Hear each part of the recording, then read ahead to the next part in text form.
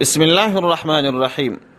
یو ورور پوښتنه کړې ده که څوک امام وي، یو رکعت یا دوه رکعته یې کړي وي بیا اودسه سي، نو دی چې کله یو خلیفه نیسي نو څنګه به دغه خلیفه رامخته کي او دی به څنګه کوي؟ د خلکو د صفو مخته به تېرېږي، د یوه نفر مخته به تېرېږي، خلک به لار ورکوي، څنګه به وي؟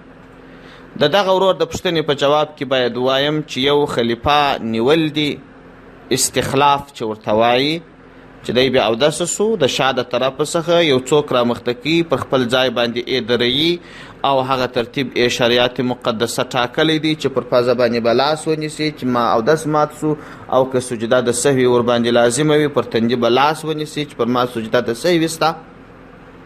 یو دا طریقه ده. او بل دا چې ته وایې چې د صفونو مخته تېرېدل، یعنې د لمانځه مخته تېرېدل دا خو جایز نه وي، نو دی به څنګه کوي؟ د ټول صف مخته به درېږي که به څنګه؟ د دغه جزیې په اړه خبره دا ده چې یو منفرد کس دی، یو د جماعت لمونځ دی. د منفرد کس په اړه باندې حکم دا دی چې منفرد کس که مخته ستره نه وي نو مخته تېرېدل جایز نه دي. او یو د جماعت لمونځ دی.